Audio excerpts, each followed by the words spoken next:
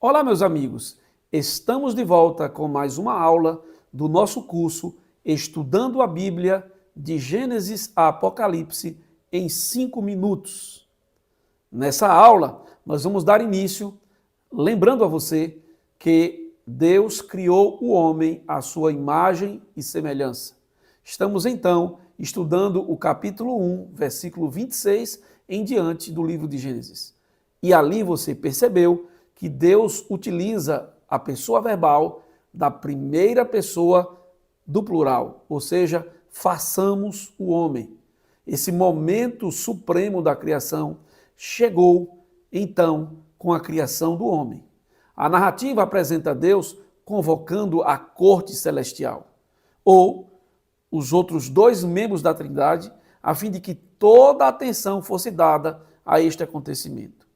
Alguns comentadores, entretanto, interpretam o plural como um plural de majestade, indicando o quê? Dignidade e grandeza.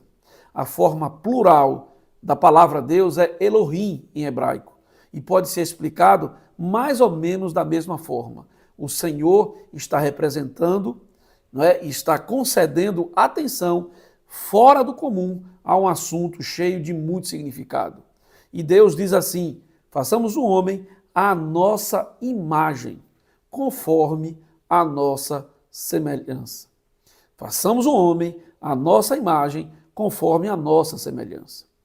Selem, imagem, demut, semelhança, são as expressões em hebraico.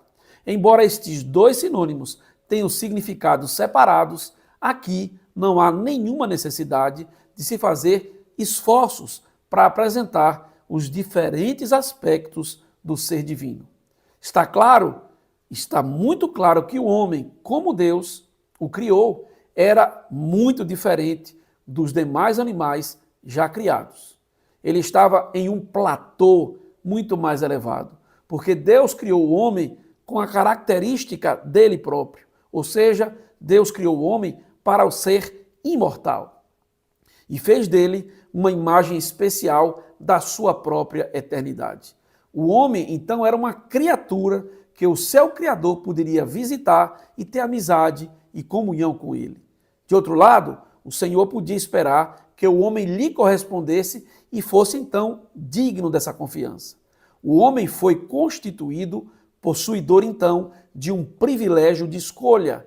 A natureza do homem, dotada por Deus, foi do livre-arbítrio. Sabe por que Deus fez isso?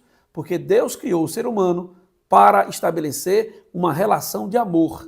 E não há amor que não seja a consequência dessa liberdade de escolha. Por isso que o homem foi construído por Deus com liberdade de escolha. Nesse sentido, até o ponto em que o homem obedeceu ao Senhor, havia comunhão entre esse ser criado e a divindade. O grande problema está adiante quando nós estudarmos a queda do ser humano.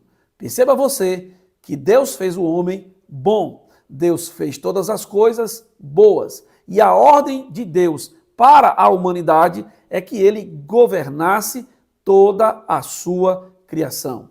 O homem, então, tinha também o perfil de dominar o mundo.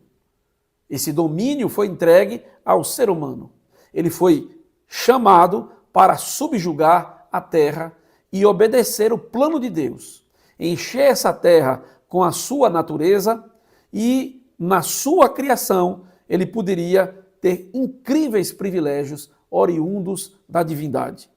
Mas havia também uma responsabilidade. Era a responsabilidade da escolha, de escolher andar em comunhão com Deus, o que significava obedecê-lo. Foi por isso que Deus colocou lá no Éden uma árvore, na qual o homem não poderia tocar, justamente para que a sua lealdade fosse testada todos os dias de maneira contínua. Na próxima aula, nós continuaremos então trabalhando essa ideia de que o homem foi feito por Deus e ele viu que essa criatura era muito boa. Quando Deus olhou para tudo o que ele fez, ele se deleitou com a sua criação. Isto está no versículo 31 do capítulo 1 do livro de Gênesis. Então Deus olhou para tudo o que havia feito e viu que era muito bom. A noite passou e veio a manhã, encerrando assim o sexto dia.